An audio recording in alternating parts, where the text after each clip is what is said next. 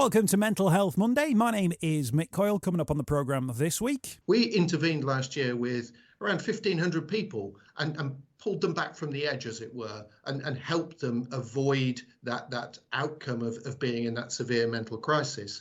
But that's the last line of defence. One of the things that will strike people about the video is it's how normal it looks. It looks like people at a train station. It's an experience that people have, and I think it represents that mental health is something which is very normal, which is impacting on people every single day, whether they're going to work, whether they're hopping on a train. Mental health is everywhere. If you are struggling with your mental health, if you're feeling suicidal or struggling in any way, you don't have to validate that to anybody. You don't have to verify your feelings or your emotions.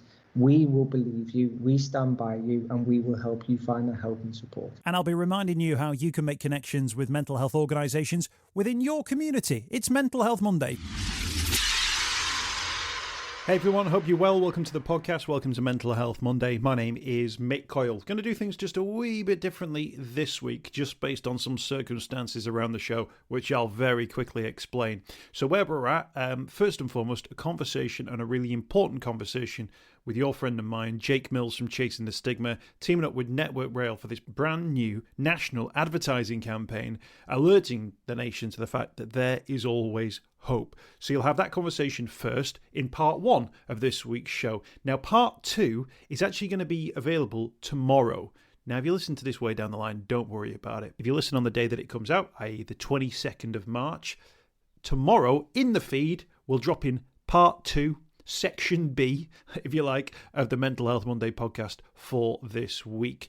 The reason being that the part two guest is going to talk about something which is happening specifically on Tuesday, the 23rd of March, and there's various different things that are embargoed around the conversation. So I don't want to be the guy who breaks the embargo, because I play by the rules here at Mental Health Monday. But that conversation is about an event taking place in Parliament tomorrow. Thanks for listening. Thanks for taking part in the social media group. Thank you for all your reaction to the conversation with Dr. Sharon McDonald last week. Got a huge response across social media. I started posting stuff on LinkedIn. There seems to be a really sort of positive mental health community over on LinkedIn. There's the Facebook group as well for Mental Health Monday. And you can get involved on Twitter. Just drop me a tweet at Mr. Mick Coyle. Tell your friends that you're listening to Mental Health Monday.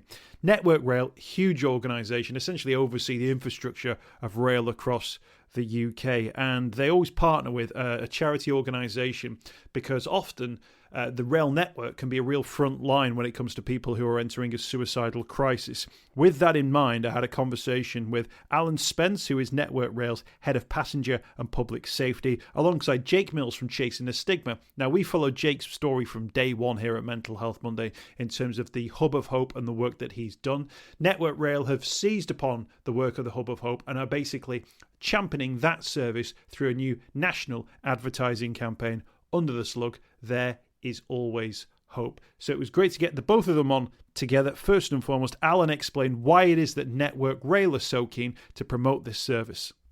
Across the rail industry, we see a significant number of people who find themselves at the railway, on stations or somewhere else on the railway, at a real mental health crisis. And we've done a number of things over the years to try to help people at that point. But what we recognised was that with such a wide number of people suffering mental health problems, not least of all as a result of the isolation over the last 12 months, that we needed to help people to get that support before they reached the crisis point and found themselves at the railway. We intervened last year with around 1,500 people and pulled them back from the edge, as it were, and helped them avoid that outcome of being in that severe mental crisis. But that's the last line of defence. Why don't we start a little earlier? And hence, in looking round, we identified the need to help people find local services before they reach that real crisis point, and hence the partnership with Chasing the Stigma. I mean, it's incredible the work that Chasing the Stigma have done, and actually the idea of the Hub of Hope and the local database that they have, which is available to absolutely everyone, everywhere, is a dream ticket, isn't it? Because it's a huge national issue, but you've got a bespoke local response. Yeah, the Hub of Hope website, there's an app, or there's hubofhope.co.uk, is you can go there, put in your postcode, and you get your local services wherever you are in the country, and importantly, whoever you are as well. This doesn't discriminate. Whilst we know that there's a high proportion of young people are suffering mental health distress, it can affect anyone of any age and any background. So vital is that that Hub of Hope website applies to us all, and local tailored services to help people get that support before they reach the crisis point, before they come to the railway at that last plea for help. There's a new TV advert that people will be seeing, and they'll see a train station and different people interacting on that train station. A very powerful advert which sets out the messages in the campaign. You mentioned the interventions though before, Alan, that you were able to make as an organisation. Obviously, travelling on the rail network hasn't been the norm for many people. So how has coronavirus sort of impacted on the work that you've done in this particular field? Clearly, whilst we've all needed to stay at home and take the precautions which we need to minimise the spread of COVID, that the use of the railway has been much less than it was. But the railway's remained open. It's remained available for all those key workers who need to move around and actually help the country still to operate. So we've still been running trains, and we've clearly got our staff there, not just Network Rail, but all the other railway organisations have got staff about on stations. And that's where we've found that we were able to intervene with the people who have found themselves in that crisis point at the railway. And that's vital. We've trained over 20,000 people to be able to recognise and intervene in that way. Far better is that we help people get the support further back up the train, which is where we come in with Hub of Hope. Really simple message. There's always hope. And if people are sort of interacting with their train services at the moment, or they're just about to start doing so again as things lock up, what will the experience be in terms of seeing notifications, posters, video screens around their local station? We've got all sorts of partnerships that we run with organisations who can help people who are in crisis. And so you'll see posters there. Our advert that you mentioned will feature in broadcast media, music streaming services, social media. So it'll be all over the place. But as well as just raising awareness of the services which Hub of Hope offers, I think that key message is get the help before you reach the crisis point. And that's where Chasing the Stigma comes in with such a powerful message. Let's bring Jake Mills from Chasing the Stigma into the conversation. Jake, one of the things that will strike people about the video is it's how normal it looks. It looks like people at a train station. It's an experience that people have, and I think it represents that mental health is something which is very normal, which is impacting on people every single day, whether they're going to work, whether they're hopping on a train. Mental health is everywhere. Absolutely, and that's the message really from this campaign, is to say it is everywhere, and as we've said before, mental health, everybody has mental health, and there'll be things that will happen in your day, on your commute, and things in your control, out of your control, that can affect your mental health, and having that message as part of that ordinary daily life is actually the most important thing that we can do.